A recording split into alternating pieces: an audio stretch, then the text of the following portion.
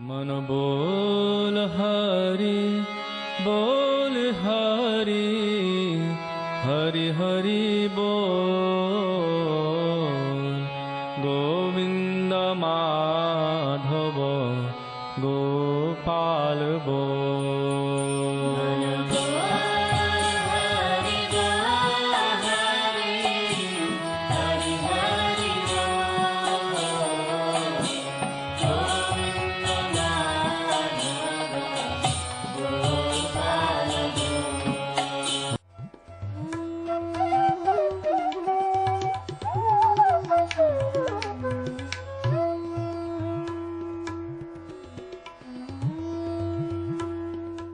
ओम विष्णुपाद अष्टोत्तर शत श्री श्रीमद् भक्ति वेदांत नारायण गोस्वामी महाराज जी का शुभ आविर्भाव सन 1921 में बिहार के बक्सर जिले में मौनी अमावस्या के दिन अर्धरात्रि में हुआ था। प्रारंभ से ही इनकी धर्म में रुचि थी। बचपन में ही उन्होंने गीता रामायण आदि का अध्ययन किया था। संसार से अत्यंत तीव्र वैराग्य होने के कारण 25 वर्ष की आयु में ही वे गृहस्थ जीवन त्याग कर मठ में निवास करने लगे।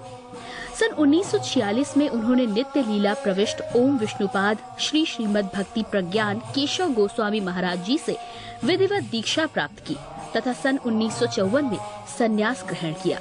मथुरा में निवास करते हुए अपने गुरु की आज्ञा तथा कृपा से अनेक ग्रंथों का हिंदी भाषा में अनुवाद किया है। इनके प्रमुख ग्रंथ हैं श्रीमद् भगवद गीता, गीत गोविंद, जैव धर्म, वेणु गीत, भजन रहस्य, ब्रजमंडल परिक्रमा, श्री श्री वृहद भागवतामृतम। इन सभी ग्रंथों का English, Spanish, Dutch, French, German, Russian, Italian, Portuguese, Chinese आदि विश्व की अनेक भाषाओं में अनुवाद हो रहा है। लगभग पिछले 60 वर्षों से श्रील भक्ति वेदांत नारायण गोस्वामी जी महाराज ने भारत एवं विश्व के सभी प्रमुख देशों में शुद्ध भक्ति का प्रचार किया, अर्थात भक्ति योग की शिक्षा प्रदान की। श्रील गुरुदेव के भक्ति प्रचार कार्य से प्रोत्साहित होकर अमेरिका के ह्यूस्टन के मेयर द्वारा श्रीमान लीपी ब्राउन ने 31 मई सन 2003 को इन्हें ऑर्डिनरी सिटीजनशिप एवं गुडविल एम्बेसडर के सम्मान से विभूषित किया। सन 2003 में ध्वजाचार्य पीठ तथा विश्व धर्म संसद ने श्रील गुरुदेव को कृष्ण भक्ति, विश्व भर में सनातन धर्म के प्रचार प्रसार तथा ब्रजमंडल के संरक्षण एवं पुनरुद्धार हेतु अनेक अथक प्रयासों के लिए योगाचार्य की उपाधि से सम्मानित किया। इस प्रकार संपूर्ण विश्व में प्रेम धर्म का प्रचार प्रसार करते हुए श्रील भक्ति वेदांत नारायण गोस्वामी जी महाराज ने 29 दिसंबर 2010 को श्री जगन्नाथपुरी में अपनी भौम लीला को संवरण किया। वे अपनी दिव्य शिक्षाओं में और अपने निष्कपट आश्रित जनों के हृदय में सर्वदा विराजमान हैं। सबसे पहले मैं अपने गुरुदेव नित्य लीला प्रविष्ट ओम विष्णुपाद अष्टोत्तर शत परिवर्जिकाचार्य श्री श्रीमद् भक्ति वेदांत नारायण गोस्वामी महाराज जी के चरणों में प्रणाम करता हूँ। नित्य लीला प्रविष्ट ओम विष्णुपाद अष्टोत्तर शत परिवर्जिकाचार्य श्री श्रीमद् भक्ति वेदांत स्वामी शिला प्रभुपाद के चरणों में प्रणाम करता हूँ। अपने परम गुरुदेव नित्य लीला प्रविष्ट ओम विष्णुपाद अष्टोत्तर शत परिवर्जिकाचार्य श्री श्रीमद् भक्ति प्रज्ञान केशव गोस्वामी महाराज जी के चरणों में प्रणाम करता हूँ। आप सब भक्तों का, श्रोताओं का इस कार्यक्रम में स्वागत है। हम पिछले कुछ हफ्तों से मन शिक्षा एक छोटा सा ग्रंथ है रघुनाथ दास गोस्वामी का, उनका ये ग्रंथ ले रहे हैं और इसका भी पहला ही श्लोक ले रहे हैं। हम कुछ दर्शकों का ऐसा कहना है कि हम प्रोग्राम को रिपीट कर रहे हैं, दोबारा वही लेक्चर आ रहा है। ऐसा नहीं है, क्योंकि उस श्लोक की भूमिका मुझे बांधनी होती है और इस श्लोक के 10-11 हिस्से हैं और हर बार मैं एक नया हिस्सा उस श्लोक का ले रहा हूं। तो इसीलिए आज हम इस श्लोक का दूसरा हिस्सा लेंगे। तो ये पहला जो श्लोक है मन शिक्षा का, जिसको हम बार बार ले रहे हैं, लेकिन इसके उस हिस्से को हम 10 हिस्सों में बांटे हुए हैं। ये श्लोक ऐसे है, गुरु गोष्ठे गोष्ठालीषु सुजने भूसरगणे स्वमंत्रे श्रीनामिनी ब्रज नव युव द्वंद्व शरणे सदा दम्भ हित्वा कुरु रतिम पूर्वमती तरा मये स्वांत भ्रातर चष्टु भिर्यचे धृत पदे। हे मेरे प्यारे मन, मैं तेरे चरण, धृत पदे मतलब मैं तेरे चरण पकड़ता हूं। तू क्या कर, अपने अंदर से हित, द्वंद्व हितवा, ये दूसरे के दंभ हितवा मतलब दूसरे से जो जलन है, द्वेष है, इसको छोड़ दे और 11 चीज़ों को अपना ले।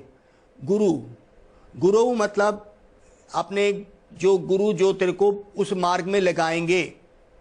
गोष्ठे मतलब ब्रजधाम, वृंदावन, ये पूरा धाम जो है 84 कोस का, इसकी शरण ले। गोष्ठालीशु, ब्रजवासियों की शरण ले।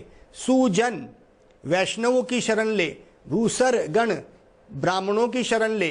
स्वमंत्रे, जो गुरु द्वारा दिया मंत्र उसकी शरण ले। श्री नामिनी, भगवान नाम की शरण ले। ब्रज नव युव द्वंद्व मतलब राधा कृष्ण की शरण ले। और सदा दंभ हितवा, और दंभ को त्याग, तेरे हृदय में जो दूसरे के प्रति जलन, इसको त्याग, गुस्से को त्याग, कपटता को त्याग। और रतिम पूर्वमति करू, और किससे, इस नव युव द्वंद्व राधा कृष्ण से रति कर। इन सब गुरुओं से रति मतलब प्रेम कर, ब्रजधाम से प्रेम कर। तो ये जो चीजें बताई गई हैं, इससे रति मतलब प्रेम कर इन सब से। ये इस श्लोक की भूमिका है। हे मेरे प्यारे मन, तू ऐसा कर। क्योंकि जैसा कि मैं बार बार इस बात को करता हूं, ये भूमिका है इस श्लोक की कि मन को शिक्षा क्यों दे रहे हैं। कहते हैं कि मन का जो असली परीक्षा है, टेस्ट, एग्जामिनेशन जो है, परीक्षा मन की। कई लोगों का यह प्रश्न होता है कि मरने के बाद व्यक्ति कहाँ जाता है। तो बड़ा ही सुंदर रूप में हमारे भगवत गीता में इसका वर्णन है। यम यम वापी स्मरण भावम त्यजते अंत कालवरम। जो जिस जिस भाव में स्मरण करता है मरने के समय पे, त्यजते त्यागते वक्त, अंत कालवरम अंतकाल में जो ये करता है वो उसको प्राप्त करेगा। अर्थात भगवान ने 84 लाख योनियां बनाई हैं। हम जैसे कर्म करते हैं मन उसको रिकॉर्ड करता है। इसलिए कहते हैं अच्छे कर्म करो। तो मन की जो स्थिति होती है, भगवत गीता में लिखा है, उसी को प्राप्त होगा। 84 लाख योनियों में हमें कोई योनि में फेंक दिया जाता है, जो मन की स्थिति है। मृत्यु के समय में ये 5 तत्व का शरीर तो जला दिया गया या दफना दिया गया, और ये 3 तत्व जो आत्मा के साथ जाते हैं, आत्मा के साथ परमात्मा बैठा है जो उसको अगला शरीर का निर्धारित करता है। देखने वाला परमात्मा साथ में है, आत्मा के साथ परमात्मा बैठे हैं। उसके ऊपर जो शरीर चढ़ा है उसको कहते हैं सूक्ष्म शरीर, जो मन, बुद्धि और अहंकार का बना है। मेरे मन की सोच मरने के समय में मेरा अगला शरीर निर्धारित कर रही है, और देख कौन रहा है, परमात्मा इसको देख रहे हैं। और जैसी मन वैसी बुद्धि और हमारा अहंकार, मैं कौन हूं, उस बुद्धि से हमें दूसरा शरीर भगवान दे देते हैं, परमात्मा जो हृदय में बैठे हैं। ये तो हुई इस श्लोक की भूमिका।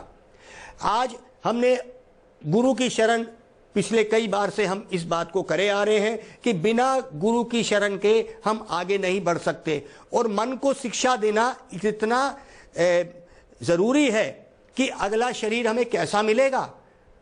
इसीलिए हे मेरे प्यारे मन, तू ऐसी दिशा ले, इस संसार के भोग विलास को छोड़, गुरुओं की शरण ले। गोष्ठे मतलब ब्रजधाम की शरण ले। गोष्ठालीशु मतलब तू ब्रजवासियों की शरण ले, उनका साथ संग कर। सुजने, सुजने का मतलब वैष्णवों की शरण ले। भूसर गणे मतलब ब्राह्मणों की शरण ले। स्वमंत्रे मतलब जो गुरु के द्वारा दिया गया जो तेरे को मंत्र है, दीक्षा में जो तेरे को मंत्र मिला, मंत्र जो मन को कंट्रोल करेगा और मन को इस दिशा में ले जाएगा।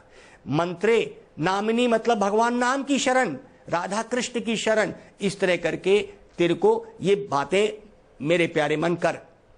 देखो, मन एक बड़ी सूक्ष्म सी चीज है जो दिखती नहीं है। अगर कोई ऐसी चीज होती जो दिखती है, वो तो हथौड़ी और पेचकस से ठीक करी जा सकती है, लेकिन ये मन बड़ा सूक्ष्म है, ये दिखता नहीं है। इसीलिए इसका पेच, कस और हथौड़ी क्या है? ये 11 चीजें जो मन को ठीक करेंगी। गुरुओं की शरण पहला, जिसके ऊपर हम काफी बात कर चुके हैं। आज हम लेते हैं गोष्ठे। गोष्ठे का मतलब है ब्रज धाम।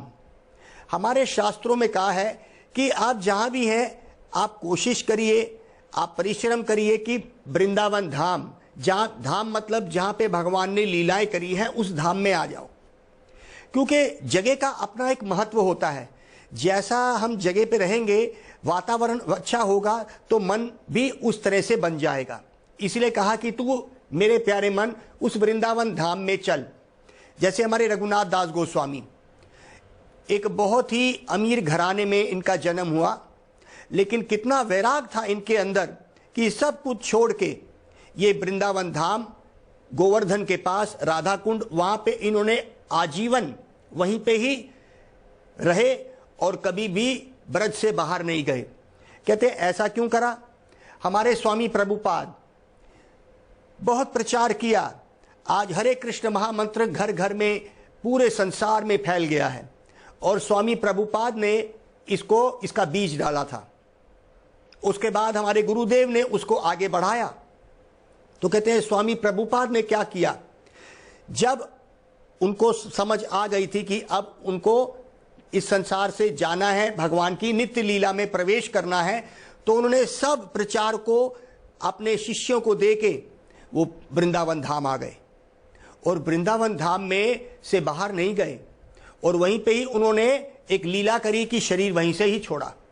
कहते हैं कि जो व्यक्ति धाम से अपना शरीर वहीं से ही छोड़ता है तो भगवान के धाम जाता है, उसका इस संसार का आवागमन का चक्कर छूट जाता है। तो ये है धाम की महिमा। तो कहते हैं मेरे प्यारे मन, तू धाम की शरण ले, उस वृंदावन धाम जहां पे भगवान ने लीलाएं करी हैं।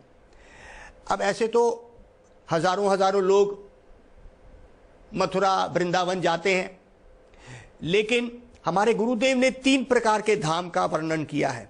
वही जगह है, उसको 3 प्रकार के स्वरूप में देखा जा सकता है। एक है दृश्यमान वृंदावन, दृश्यमान धाम, क्या? जो इन आंखों से दिखता है। एक व्यक्ति जो अज्ञानी है वो वृंदावन जाता है, उसको क्या दिखता है? उसको कोई अंतर नजर नहीं आता। वो यूपी का, उत्तर प्रदेश का एक पार्ट है, वहां पे संडे और शनिवार को बड़ी भीड़ लगती है, बड़ी बड़ी गाड़ियां आती हैं, ट्रैफिक जैम हो जाता है, रिक्शा वाले होते हैं। ये है जो हम इस आंख से देख रहे हैं, इसको बोलते हैं दृश्यमान वृंदावन। एक है प्रकट वृंदावन और तीसरा है अप्रकट वृंदावन। प्रकट वृंदावन वो है जहां पे राधा कृष्ण आज भी लीला कर रहे हैं, वो भी वही हैं, लेकिन हमारे पास आंखें नहीं हैं उसको देखने की। जैसे हमारे गुरुदेव उस वृंदावन धाम को देखते हैं, इसको कहते हैं प्रकट वृंदावन। और एक है अप्रकट, जो गोलोक वृंदावन, जहां पे भगवान नित्य रहते हैं। इस वृंदावन जो ये धरती पे है, इसमें भी राधा कृष्ण नित्य हैं, लेकिन हमारे पास आंखें नहीं है देखने की। तो यहां पे कहा मेरे प्यारे मन, तू जा भी है, अब सब कुछ छोड़ के तू धाम अर्थात वृंदावन की शरण ले ले। बड़े बड़े संतों ने भी वहीं पे ही शरीर त्याग दिए, क्योंकि ये मानना है हमारे शास्त्रों का कि अगर हम ब्रज से, वृंदावन से अपना ये शरीर त्यागते हैं तो ये आवागमन का चक्कर छूट जाएगा। बड़ा दयालु होता है धाम। हमारे महाभारत में भी एक कथा आती है श्रवण कुमार की, जिसने अपने माँ बाप की बड़ी सेवा करी और ये अपने माँ बाप को सब तीर्थ यात्रा करा रहा था श्रवण कुमार। एक जगह ऐसी आई कि श्रवण कुमार ने अपने माँ बाप को बोल दिया, भाई अब मैं आपकी ज्यादा सेवा नहीं कर सकता, मैं आपको यहीं छोड़ रहा हूं। तो पिता ने कहा, श्रवण तू मुझे सिर्फ ये नदी पार करवा दे। तो उसके पास एक झोला था जिसमें आगे माँ थी और पीछे पिता थे, उठा के वो चल रहा था। एक जगह पे आके उसने ये उतार दिया। तब पिता ने उसको कहा कि क्योंकि बूढ़े थे माँ बाप, लेकिन तीर्थ यात्रा करा रहा था, तो श्रवण कुमार को जब पिता ने बोला कि नदी पार करा दे, नदी पार कराते ही श्रवण कुमार का मन बदल गया। उसने कहा, अरे मैं नदी के उस पार था तो मैं अपने पिता को ये क्या बोल दिया? तो उनके पिता मुस्कुरा के बोले कि मैं जानता था कि वो जगह का असर, वो आबो हवा ऐसी है, जैसे ही वो इस तरफ आ गया यमुना नदी के, तो क्या हुआ, उसका मन बदल गया। तो इस कथा से भी ये पता चलता है कि धाम जो जगह है उसका भी अपना असर होता है हमारे मन पे। तो कहते हैं मेरे प्यारे मन, अगर तू सच में ही भगवान की, राधा कृष्ण की, वैष्णवों की शरण लेना चाहता है तो धाम में तो ये बहुत मिलेंगे। जगह जगह पे भगवान का नाम राधे राधे करते हैं लोग, कृष्ण कृष्ण महामंत्र कर रहे होते हैं, साधु घूम रहे होते हैं, तो हमारा मन भी वैसा बन जाएगा। अब हमारे गुरुदेव और स्वामी प्रभुपाद इस बात को करते हैं कि अगर किसी वजह से आप धाम में नहीं जा सक रहे तो जहां पर भी है अपने मन को उस धाम में दे दीजिए। उस धाम का अर्थात उस जगह का, वृंदावन जगह को, क्योंकि उस जगह को धाम बोला जाता है, यहाँ पे भगवान की लीला होती है। तो कहते हैं कि तुम उस जगह का सोचोगे, उस भावों में रहोगे तो तुम वहीं पहुंच गए। तो यहाँ पे इस बात को हमारे नरोत्तम दास ठाकुर भी बड़े ही विनम्र प्रार्थना करते हैं कि हे प्रभु कब ऐसा होगा, हे धाम कब ऐसा हो, कृपा करोगे कि हमें वहां पे वास दे दोगे। क्योंकि अगर हमारा मन वहां चला गया तो बुरे ख्यालात नहीं आएंगे। वो धाम में अपनी शक्ति है कि हमारा मन शुद्ध हो जाएगा, क्योंकि ये बात सारी मन को शिक्षा देने वाली है। कहते मेरे प्यारे मन, ये दंभ छोड़, मैं तेरे चरण पकड़ता हूं, क्योंकि अभी समय है मनुष्य जीवन में इस मन को ठीक करने का। और फिर 84 लाख योनि के फेर में अगर हम आ गए तो फिर मौका नहीं मिलेगा और ये जन्म मृत्यु का बंधन हमें पकड़ लेगा। तो जैसे मैंने बताया 5 तत्व का ये शरीर, 3 तत्व जो हमारे अंदर है, मृत्यु के समय में ये 5 तत्व तो जल के राख हो जाते हैं, लेकिन ये 3 तत्व जो मन, बुद्धि और अहंकार, ये साथ जाता है आत्मा के साथ परमात्मा बैठे हुए। और ये सूक्ष्म शरीर, सटल सूक्ष्म जो दिखता नहीं है, ये अगले शरीर में जाता है। अगला शरीर निर्धारित होता है हमारे मन की स्थिति से। तो आज मैंने बताया मन को कोई पेचकस या हथौड़ी से ठीक नहीं कर सकते भाई, ये बड़ी सूक्ष्म चीज है। और जैसा मन होगा वैसा ही हमें अगला शरीर मिलने वाला है। तो कहते हैं कि पहला तो गुरुओं की शरण हमने ले ली, गुरु की शरण में जाने के बाद दूसरी चीज जो हमें लेनी है वो है वृंदावन धाम की शरण। वहां पे वास करना पड़ेगा। वहां पे वास करेंगे तो हमारे मन की स्थिति भी अच्छी हो जाएगी। जैसे नरोत्तम दास ठाकुर बड़ा सुंदर इस भजन में हमें समझाते हैं। नरोत्तम दास ठाकुर वो कहते हैं, हरि हरि काबे हवा वृंदावन वासी, निरखी बोनायाने युगल रूप राशि, त्यजिया शयन सुखा विचित्र पालंका, काबे ब्रजे रघुलये धूसर हावे अंगा। ये भजन जो है बंगला का है। इसमें नरोत्तम दास ठाकुर बड़ा सुंदर हमें शिक्षा दे रहे हैं। कहते हैं हरि हरि, ओ हरि, कब ऐसा होगा, काबे हम वृंदावन वासी, कब ऐसा होगा कि मैं वृंदावन में वास कर सकूंगा। और निरखीब नयने युगल रूप राशि, कब ऐसा होगा कि मैं उस राधा और कृष्ण को देख सकूंगा। युगल मतलब उस जोड़ी को, राधा कृष्ण की सेवा कर सकूंगा और वृंदावन में वास करूंगा। इसकी प्रार्थना कर रहे हैं और कह रहे हैं हरि हरि, 2 बार हरि, जैसे एक दीनता की आवाज में कह रहे हैं हरि हरि। ऐसा कब होगा जब हम वृंदावन में वास कर सकेंगे। हम इस संसार की मोह माया में पड़े हुए, रोज आवागमन के, इस संसार के भोग विलास के चक्कर में पड़े हुए, समय निकल रहा है, हम नहीं पहचान सकते हैं। हे हरि, कब ऐसा होगा कि हम वृंदावन में वास करेंगे। तो उन्होंने बाद में क्या कहा, निरखीव नयने, कब मैं अपनी आंखों से देख सकूंगा राधा और कृष्ण को, अर्थात उस प्रकट वृंदावन को। वृंदावन में तो कोई भी चले जाए, लेकिन देख सकूंगा उस राधा कृष्ण को। गुरु की कृपा से हम उस प्रकट वृंदावन को, जहां पे आज भी राधा कृष्ण वहां पे हैं, और कब ऐसा होगा कि मैं उनको देख सकूंगा, कब मैं उन लीलाओं में जा सकूंगा, क्योंकि ये संसार की जितनी भी लीलाएं जिसको हम कह सकते हैं भोग विलास की, ये एक दिन खत्म होके दुख देके जाएंगी भाई। और फिर कहते हैं त्यजिया शयन सुखा। मैं यहां पे क्यों फंसा हुआ हूं? त्यजिया, कब ऐसा होगा कि मैं त्याग दूंगा ये सुंदर बिस्तरा।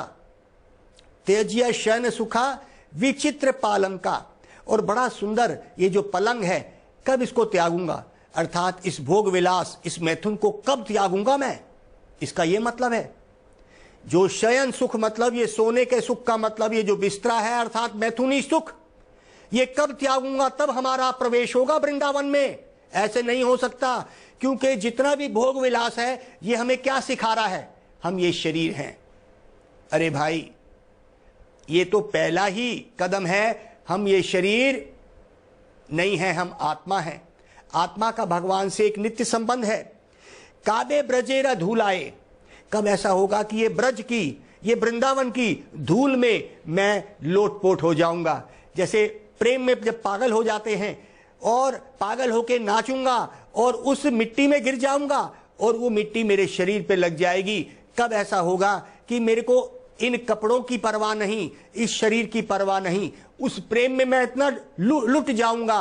कब ऐसा होगा? ये नरोत्तम दास ठाकुर प्रार्थना कर रहे हैं, हे हरि, हे प्रभु, कब ऐसा होगा कि मैं उस वृंदावन में वास कर सकूंगा। जैसे आज हमने वहां के वृंदावन के रहने की महिमा बताई कि वहां से शरीर स्वामी प्रभुपाद ने भी खास वहीं से ही त्यागा। वो त्यागते थोड़ी ना है, वैष्णव लोग एक लीला करके दिखाते हैं क्या करना चाहिए। सब चीजों को छोड़ के उन्होंने अपनी आखिरी समाधि वहीं पे ली। समाधि मतलब एक ही तरफ ध्यान भगवान का, और उन्होंने दिखाया। काबे ब्रजे धूलाए धूसर हाबे अंगा, कब उस ब्रज की धूल, भाई देखो वृंदावन की धूल जो है ना, मिट्टी जिसको कहते हैं, इसका बड़ा ही महिमा है। हमारे ब्रह्मा जी वो क्या कह रहे हैं, तद भूरि भाग्यम अपि जन्म यद गोकुले अपि कतमांगरा रजोभिषेकम यद जीवितम तू निखिलम भगवान मुकुंदास तदपि यद प्रज रजो अभिषेकम तद अपि यद पद यदो अभिषेकम। कब ऐसा होगा? मैं अभिषेक मतलब मैं उस मिट्टी से नहाऊंगा। तद भूरि भाग्यम, जब ब्रह्मा जी ने ये देखा कि कृष्ण जो है गैया चरा रहा है, छोटा सा है, और ग्वाल बाल उसके साथ जा रहे हैं, तो ब्रह्मा जी ने सोचा ये भगवान नहीं हो सकता, ये त्रिलोकीनाथ नहीं है जो गैयाओं के पीछे भाग रहा है और धूल उड़ रही है। तो ब्रह्मा जी ने टेस्टिंग करी, उन्होंने सारे उनके गोप सखाओं को छुपा दिया और कृष्ण खुद ही बन गए। वो सारे गोप बालक, वो गैयाएं स्वयं कृष्ण ही बन गए और लीला चलती रही। ब्रह्मा जी ने जब आके वापस ब्रज में देखा तो उन्होंने भगवान से माफी मांगी कि प्रभु मैं तेरी लीला में खलल मचा रहा था, मुझे माफ कर दो। तो उन्होंने प्रार्थना करी, तद भूरि भाग्यम, मेरे अच्छे भाग्य कब जागेंगे? जब मैं इसकी मिट्टी को अपने सर में लगा के उसमें उन भावों में डूब सकूंगा। ये ब्रह्मा जी बोल रहे हैं। और वहां की गोपियों के लिए उद्धव जी क्या बोल रहे हैं? उद्धव जी बोलते हैं, असमोह चरण रेणु जुशाम महम श्याम वृंदावने किम अपि गुलमलता औषधि नाम। कब ऐसा होगा कि मैं वहां पे कोई झाड़ी घास फूस बन जाऊं उस वृंदावन में, तो मेरा जीवन सफल होगा। बताइए, ब्रह्मा जी ये कह रहे हैं, उद्धव जी कह रहे हैं, कितनी प्रार्थनाएं कर रहे हैं कि कब ऐसा होगा कि हम उस वृंदावन में उस भाव से प्रवेश कर पाएंगे।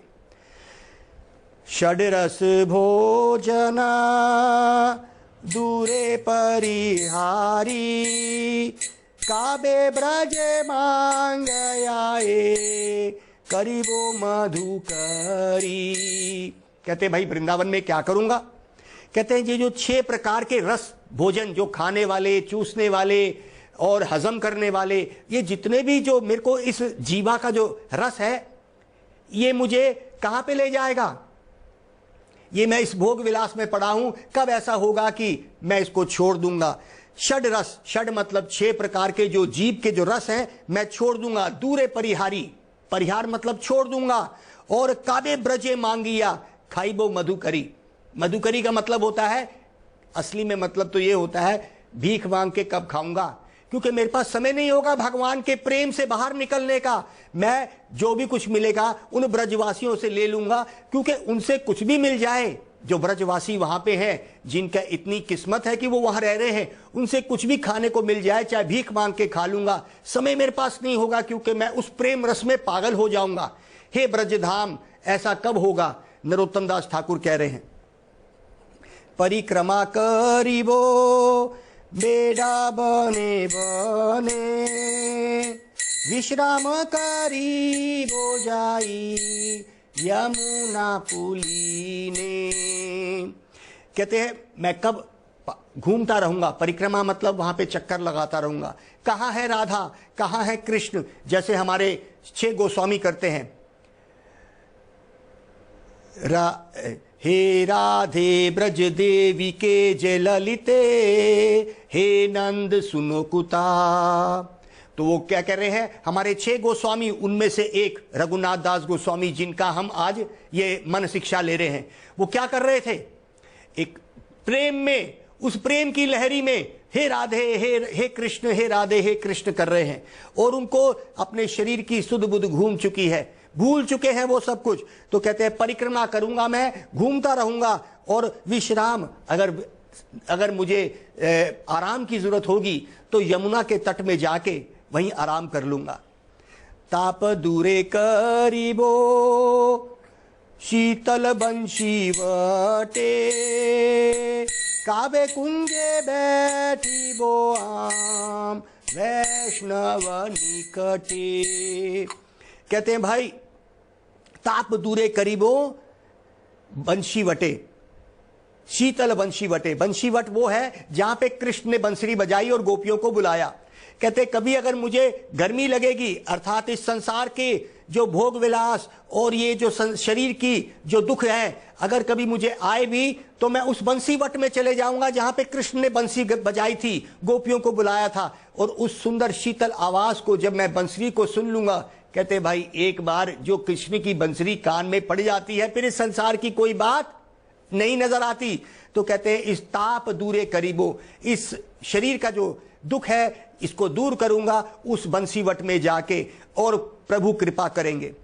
नरोत्तम दास कहे करी परिहारा, काबे वाए मन दशा होई बे आमारा। तापे दूरे करीबो, कब ऐसा होगा कि नरोत्तम दास ठाकुर कह रहे हैं कि काबे ए मौन दशा, मेरे मन की ऐसी उस लहरियों में, उस प्रेम की लहरियों में कब ऐसा होगा। गौर प्रेमानंदे हरि हरि बोल। मन बोल हरि बोल हरि, हरि हरि बोल। गोविंद माधव गोपाल बोल।